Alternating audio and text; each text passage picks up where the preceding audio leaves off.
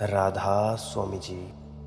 बाणी बाणी बाबा मलूकदास जी की। आज की इस सत्संग वीडियो का विषय है अहंकार को पूरी तरह से नष्ट कैसे किया जाए। जड़ मूल से अहंकार किस प्रकार नष्ट हो सकता है। तो चलिए इसी संदर्भ में आज की सत्संग वीडियो आरंभ करते हैं। बाणी है, सहै कुशब्द बादहूं त्यागै छाड़े गब गुमाना।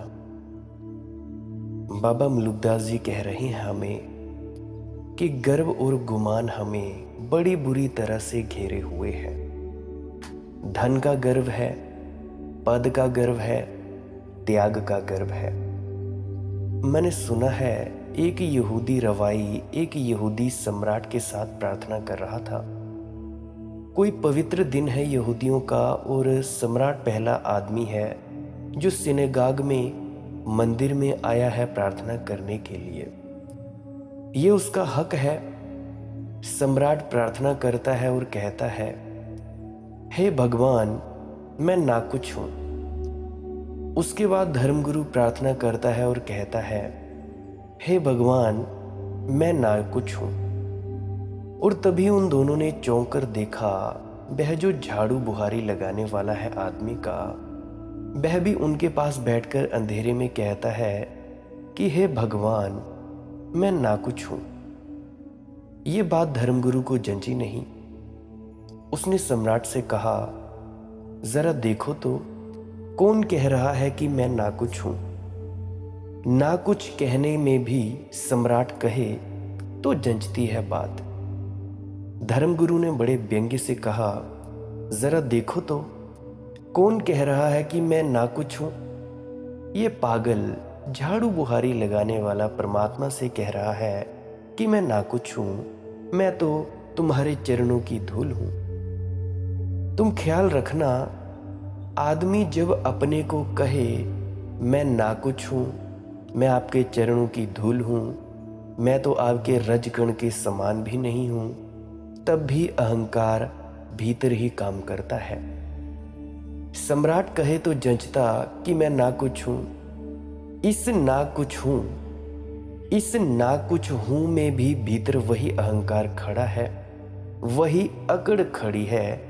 देखो मैं इतना बड़ा सम्राट और मैं अपने आप को नाकुछ कह रहा हूं। मैं इतना बड़ा धर्मगुरु और अपने को नाकुछ कह रहा हूं। अब ये झाड़ू बुहारी लगाने वाला आदमी यह भी अपने को नाकुछ कह रहा है। ये मजा देखो, यह तो नाकुछ है ही, इसके कहने को क्या है। तो इसीलिए तुम सब त्याग को भी नापते हो तो धन से नापते हो। अगर गरीब आदमी त्याग करे तो तुम कहते हो क्या त्यागा, था ही क्या। अमीर त्यागे तो तुम कहते हो हाँ त्याग हुआ, छोड़ा तुमने कुछ। तो त्याग को भी मापने की कसौटी धन ही है। तो आदमी जीवन भर जिस अहंकार को पालता है, पोसता है, उस अहंकार को एक बार गौर से तो देखो। वह अहंकार संगी साथी नहीं है।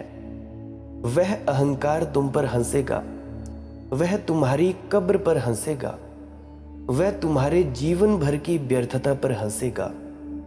और जिसके लिए तुमने सब समर्पित कर दिया था, अंत में उसी का अट्ठास तुम्हारे प्राणों में तीर की तरह चुभेगा। इसीलिए राम कहो, राम कहो, राम करो बाबरे। हम तो कहते हैं मैं। बाबा मलूकदास जी कहते हैं, राम कहो, राम कहो, राम कहो बाबरे। पागलो, अगर कहना ही है तो ये मैं कहना बंद करो। इस मैं की जगह राम को बसाओ, राम को पुकारो। अवसर ना चूक भोंदू, पायो भला दांव रे। और बहुत चूक हो गई, अब तक चूक का आया, अब तो ना चूक। ये मौका मिला फिर जीवन का, इस जीवन को दांव पर लगा के परमात्मा को पाले। इस जीवन को खोकर भी परमात्मा मिले तो पाले। यह सब दांव पर लगाने जैसा है। अवसर चूक भोंदू, कह रहे हैं बाबा मलुकदास, हे मूड अब तो मत चूक, पायो भला दांव रे। मुश्किल से यह मौका मिलता है आदमी होने का, मनुष्य होने का। यह छोटा सा अवसर है, जन्मों जन्मों के लिए फिर खो जाता है। पशु पक्षी परमात्मा की याद नहीं करते हैं, पौधे पत्थर परमात्मा की याद नहीं करते हैं। सिर्फ मनुष्य उस चौराहे पर खड़ा होता है जहां से अगर वह चाहे तो परमात्मा की तरफ उठ जाए और चाहे तो फिर प्रकृति में खो जाए। प्रकृति और परमात्मा का चौराहा है मनुष्य। अवसर ना चूक भोंदू, पायो भला दांव रे। अब राम को पुकारने की बात का क्या अर्थ है?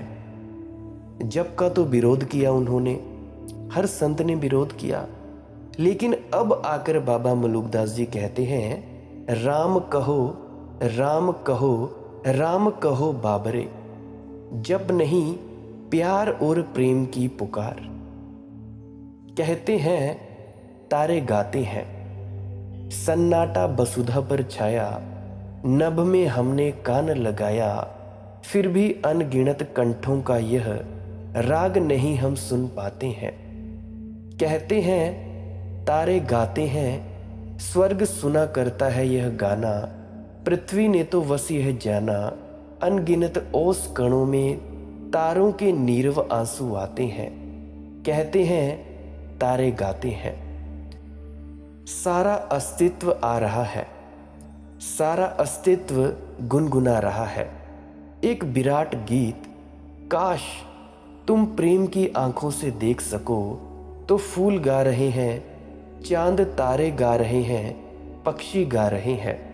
काश तुम प्रेम भाव से देख सको तो तुम पाओगे ये विराट प्रार्थना चल रही है। इस प्रार्थना में तुम भी सम्मिलित हो जाओ। राम कहो राम कहो राम कहो बाबरे का सिर्फ यही अर्थ है। तुम उस प्रार्थना में अलग तलग खड़े ना रह जाओगे, तुम एक द्वीप बनकर रह जाओ।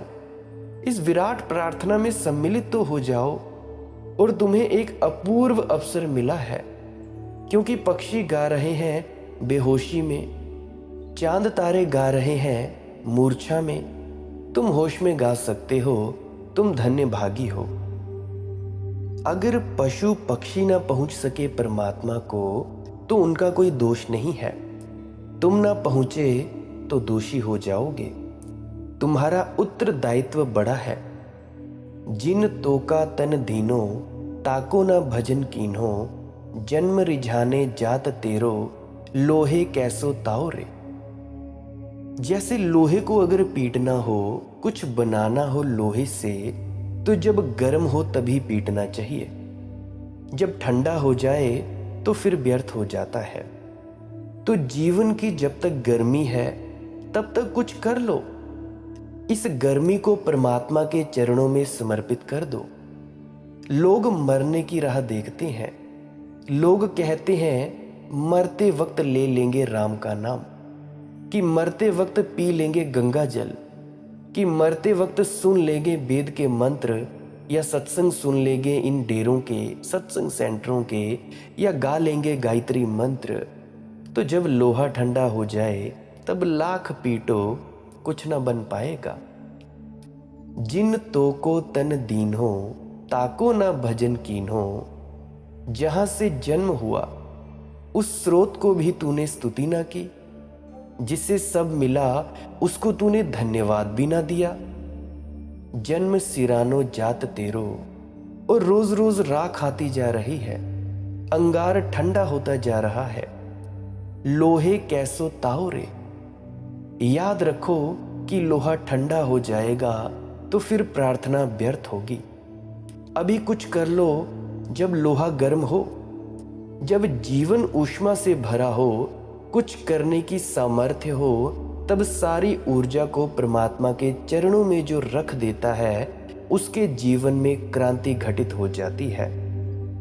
राम जी को गाओ गाओ, राम जी को तू रिझाओ, राम जी के चरण कमल चित्त माही लाओ रे।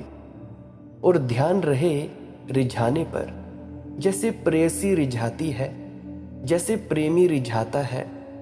रिझाना शब्द बड़ा प्यारा है। परमात्मा रूठा है क्योंकि तुमने जो अब तक किया है उसमें धन्यवाद भी नहीं दिया है।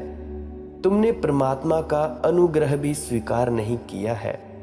शिकायत तो बहुत बार की है, अनुग्रह का भाव प्रकट नहीं किया है। मंदिर भी गए प्रार्थना करने, सत्संग सुनने भी गए सेंटरों में, डेरों में, तो कुछ मांगने गए हो, धन्यवाद देने नहीं गए हो। जो उसके लिए धन्यवाद नहीं दिया है, जो नहीं है, उसके लिए शिकायत जरूर की है।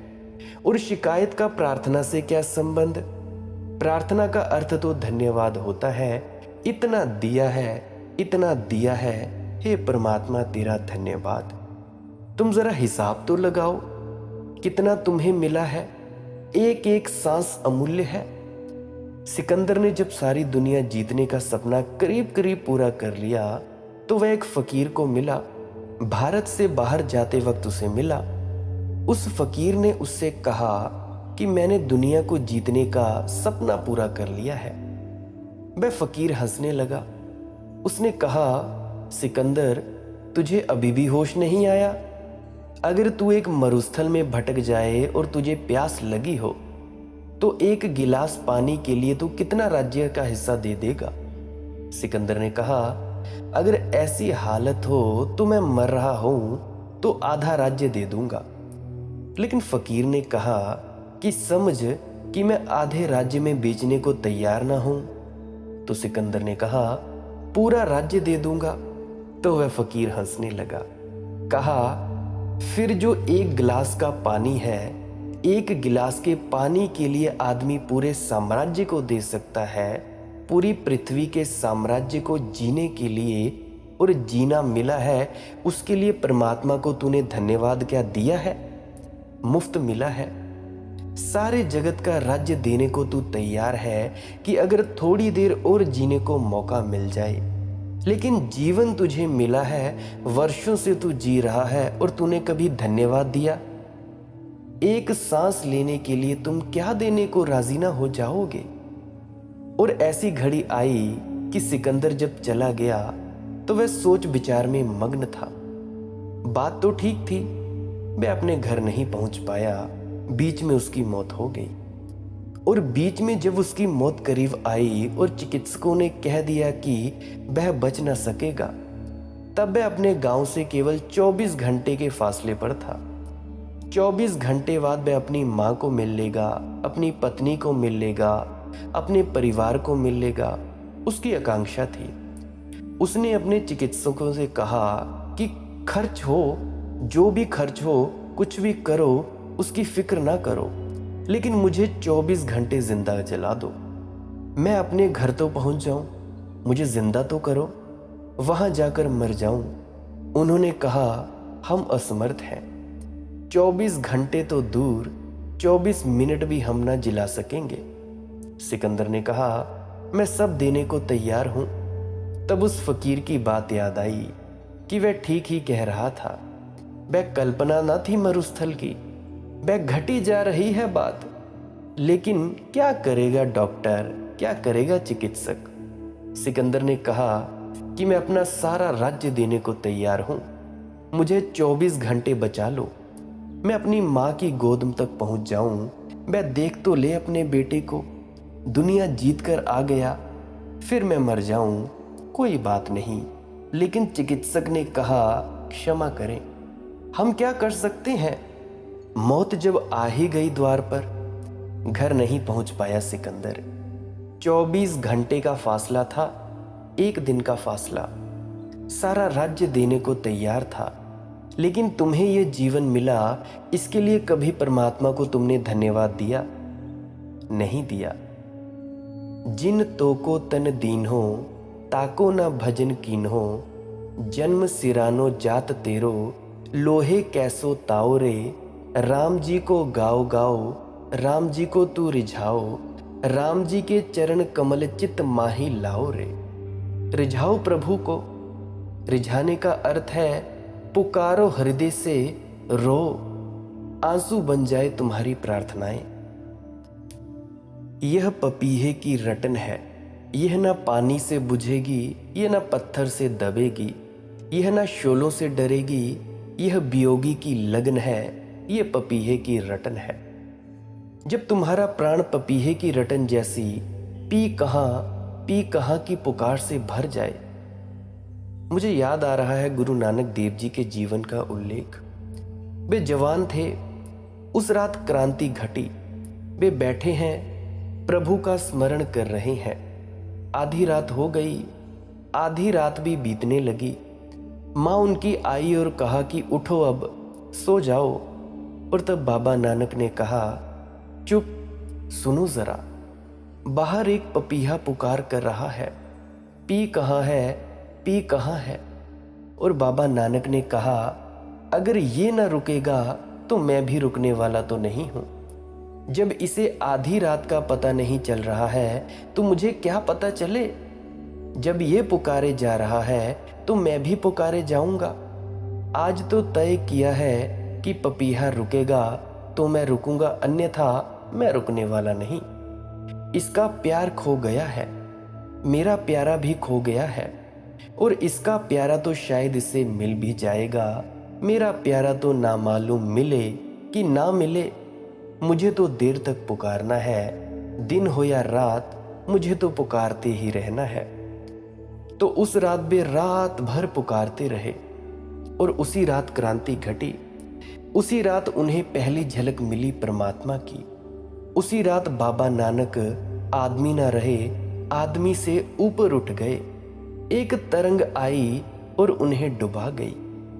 तो यह पपीहे की रटन है, यह ना पानी से बुझेगी, यह ना पत्थर से दबेगी, यह ना शोलों से डरेगी, यह वियोगी की लगन है, यह पपीहे की रटन है। ऐसा हो जाए तो रिझाव पैदा होता है।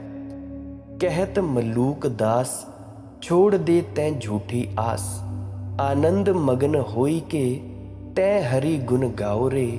राम कहो, राम कहो, राम कहो बाबरे। कहत मलूक दास, छोड़ दे तैं झूठी आस। अब संसार से और आशा मत रख कि यहां कुछ मिलेगा।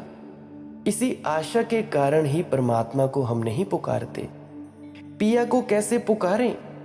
अभी रुपये की पुकार तो बंद हो तो फिर पिए की पुकार शुरू हो। ये रुपया तो अभी सारे प्राणों को पकड़े है। अभी हम कैसे उस परम प्यारे को पुकारें? अभी तो छोटी छोटी चीजें हमारे पुकार का आधार बनी है। कहत मलूक दास, छोड़ देते हैं झूठी आस। इस संसार से ना कभी कुछ किसी को मिला है और ना मिलेगा। यहाँ सब आशाएं निराशाओं में परिणित हो जाती हैं और यहाँ सब कल्पनाएं धूल धूसरित हो जाती हैं। ये संसार टूटे हुए इंद्रधनुषों का ढेर है। यहाँ सपने टूटते हैं, पूरे नहीं होते। यहाँ टूटने को ही सपने बनते हैं, पूरे यहाँ होने को बनते ही नहीं। संसार मृग मरीचिका है, कोई नहीं, कोई नहीं। यह भूमि है हाला भरी, मधु पात्र मधु भाला भरी। ऐसा बुझा जो पा सके मेरे हृदय को प्यास को, कोई नहीं, कोई नहीं। दिखती हैं बहुत मधुशालाएं, दिखती हैं बहुत मधुबालाएं, दिखते हैं बहुत मधु पात्र, दिखते हैं बहुत मधु कलश। कोई नहीं, कोई नहीं। ये भूमि है हाला भरी, मधु पात्र मधु बाला भरी। ऐसा बुझा जो पा सके मेरे हृदय की प्यास को, कोई नहीं, कोई नहीं। लेकिन हृदय की प्यास इस जगत की किसी मधुशाला में बुझती नहीं। कोई मधुशाला इस प्यास को बुझाता नहीं। कोई भी मधु पात्र बुझा ही नहीं सकता। कोई मधुबाला इस प्यास को बुझाती नहीं। तो पुकारते रहो, चिल्लाते रहो। संसार की सब पुकारें सूने आकाश में खो जाती हैं। अगर तुम जरा ही गौर से देखोगे इस संसार में तो तुम्हारी आशाएं सब निराशाएं हो जाएंगी। इस संसार में आस्था उठ जाए तो परमात्मा में आस्था बैठनी शुरू हो जाती है।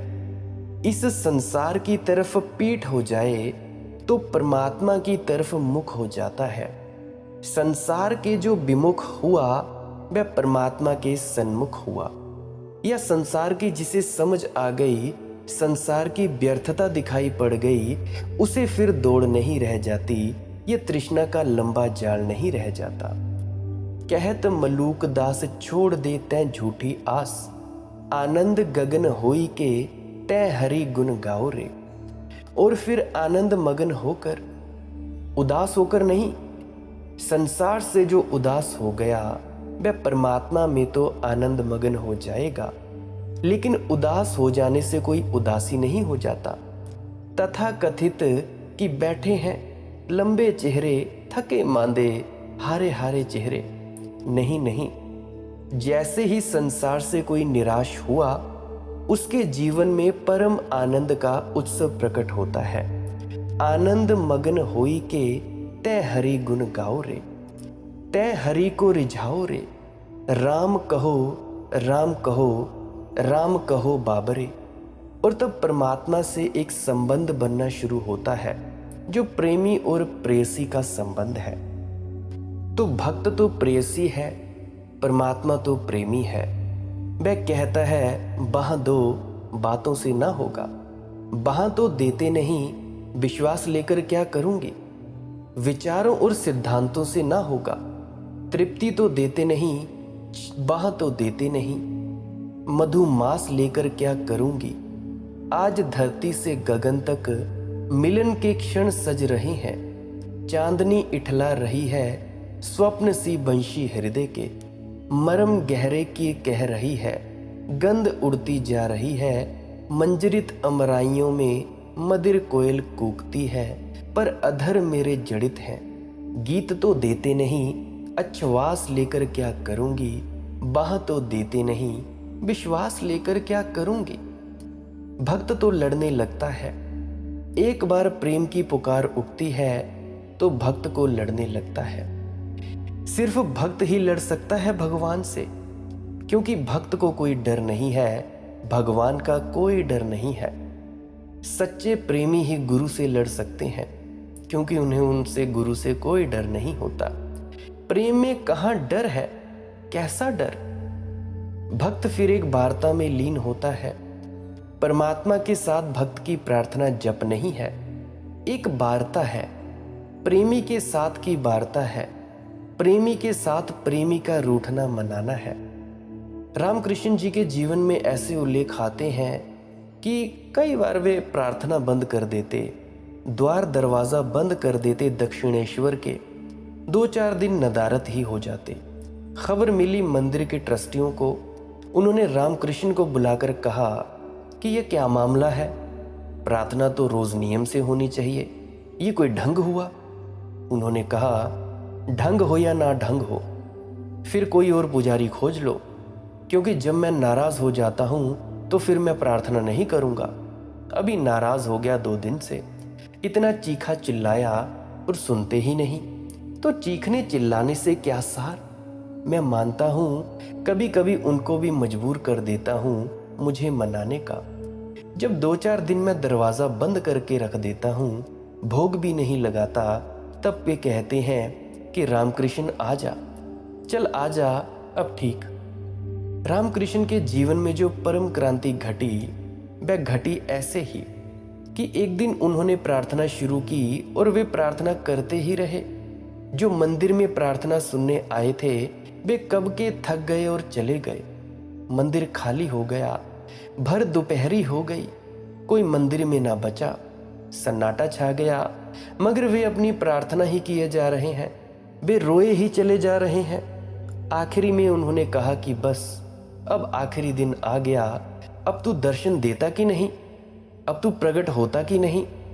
या तो प्रकट हो जा, या फिर जो तलवार टंगी है काली की, यह लेकर मैं अपनी गर्दन काटे देता हूँ। बहुत हो गया, तू मानता नहीं है, और किसी चढ़ाव से मानोगे तो गर्दन चढ़ा देता हूँ। झपट कर तलवार खींच ली और तलवार मारने की होते अपनी गर्दन पर तलवार जैसे ही हाथ से छूकर गिर गई। विराट प्रकाश फैल गया। रामकृष्ण बेहोश हो गए। 6 दिन तक होश न आया। लेकिन उसके बाद जब होश में जैसे ही आए तो जो आदमी बेहोश हुआ था वह जा चुका था, दूसरा ही आदमी आ गया था। ये बात ही और थी।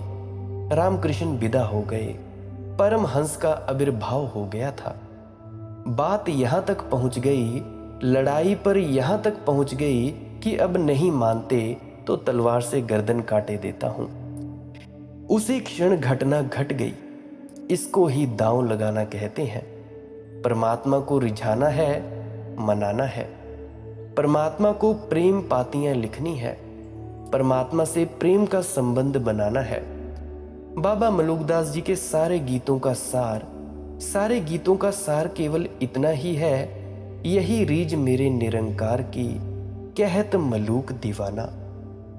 रिझाना, इस शब्द को खूब याद रखना। अगर तुम थोड़ा सा भी रिझाने की कला सीख जाओ तो परमात्मा दूर नहीं है। परमात्मा पास ही है, तुमने पुकारा नहीं। परमात्मा बहुत पास है, तुमने आंख ही उठाकर नहीं देखा। तुमने प्रेम का शब्द ही नहीं उठाया अभी तक। तो ये दो मार्ग हैं, एक ज्ञान का मार्ग है, एक भक्ति का मार्ग है। भक्ति का मार्ग बड़ा अनूठा मार्ग है। तुम में जो दीवाने हो उनके लिए निमंत्रण है, वो भक्ति का मार्ग ले सकते हैं, और जिन्होंने ज्ञान के मार्ग पर चलना हो वो ज्ञान के मार्ग पर चल सकते हैं। ज्ञान का मार्ग है ध्यान का मार्ग। तुम ध्यान में बैठो, संकल्पवान हो जाओ, और जब संकल्प पूरी तरह से प्रगाढ़ हो जाए तब समर्पण में उतर जाओ। परंतु भक्ति के मार्ग में शुरू से ही समर्पण है। भक्त कहता है जब समर्पण ही करना है तो पहले दिन से ही क्यों ना करें। वो पहले दिन से ही पूरी तरह से समर्पण हो जाता है भगवान के ऊपर या अपने गुरु के ऊपर, पूरी तरह से समर्पित हो जाता है। और इतना समर्पित हो जाता है कि अगर गुरु रात को दिन कहे तो वो कहता है कि हाँ जी दिन है। अगर गुरु दिन को रात कहे तो वो कहता है हाँ जी ये दिन है। अगर गुरु आक को आम कहे, आम के वृक्ष कहे, तो वो कहेगा जी हाँ बिल्कुल सत्य, ये आम ही है, बेशक उसे आंखों से दिखाई पड़ते हो आक। ये है समर्पण।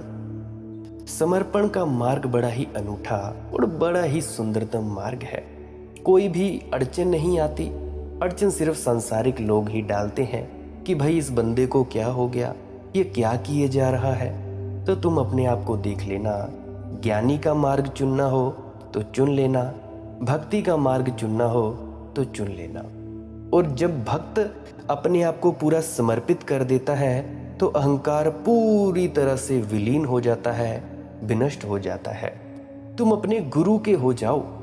जैसे ही तुम अपने गुरु के हो जाओगे तुम्हारा अहंकार जलकर खाक हो जाएगा, और उस राख से जैसे ही तुम तिलक लगाओगे तो तुम्हारी तीसरी आंख खुल जाएगी और तुम अपने ही भीतर उतरने में सक्षम हो जाओगे। गुरु प्यारी साध संगत जी, आज का सत्संग बस इतना ही। अगर आप जी का कोई प्रश्न हो तो टेलीग्राम पे पूछ सकते हैं, सर्च करें वहाँ पर जाकर मालिक की मौज सत्संग। कोई भी प्रश्न हो तो वहाँ पे जाकर पूछ सकते हैं। किसी को कॉल के माध्यम से पूछना हो तो वहाँ पे मैसेज लीव कर दीजिएगा, मैसेज छोड़ दीजिएगा। मैं आपको अपना पर्सनल नंबर भी दे दूँगा अगर किसी को बात करनी हो कॉल पे तो। अदरवाइज़ आप जी सत्संग तो सुनते ही रहें। अगर आप जी को इस सत्संग से थोड़ा सा भी कुछ सीखने को मिला है, अगर आप जी का मन शांत हुआ है, कुछ जानकारी मिली हो, आपके भ्रम टूटे हों, तो मेरी विनम्र प्रार्थना है कि इस वीडियो को अपने मित्रों तथा परिजनों तक ज़रूर साझा करें। व्हाट्सएप स्टेटस में शेयर करें, इंस्टाग्राम पे शेयर करें, टेलीग्राम पे शेयर करें, ट्विटर वगैरह जितने भी सोशल मीडिया एप्लीकेशन है जहां मर्जी शेयर करें। कोई सुने चाहे ना सुने, इसकी आप जी ने चिंता नहीं लेनी है। जब भी परमात्मा को उन्हें सुनाना होगा तो वो उस लिंक पर क्लिक करवा के वो सत्संग सुनवा देगा। पर आपका जो कर्म है, आपने बस इतना ही करना है कि इस सत्संग वीडियोस को सोशल मीडिया एप्लीकेशन पर शेयर ज़रूर कर दिया करें। हो सके तो व्हाट्सएप के स्टेटस में ज़रूर शेयर किया करें। अगर आप जी सब्सक्राइब करने में विश्वास रखते हैं तो कर सकते हैं, अन्यथा आप जी डेली सर्च ज़रूर कर लिया करें मालिक की मौज सत्संग। यूट्यूब पे जो भी नया सत्संग डला होगा आप जी सुन सकते हैं। अगर कभी नहीं भी डला होगा सुबह 6 बजे से लेकर शाम 6 बजे तक, तो आप जी कृपया विनती है पुराना सत्संग अवश्य सुन लें। क्या पता आपके सवालों के जवाब पुराने सत्संग में हो और आपका जीवन का चरित्र बदल जाए, जीवन जीने का ढंग बदल जाए। 350 के पार की वीडियोस हैं, डेली भी एक एक सुनोगे तो आप जी का जीवन पूरी तरह से तब्दील हो सकता है। फिर से कहना चाहूँगा, पुरानी वीडियोस को अवश्य सुने और इस वीडियो को शेयर ज़रूर कर दे। अंत में आपके भीतर बैठे परमात्मा को प्रणाम करता हूँ। मेरा प्रणाम स्वीकार करें। राधा स्वामी जी।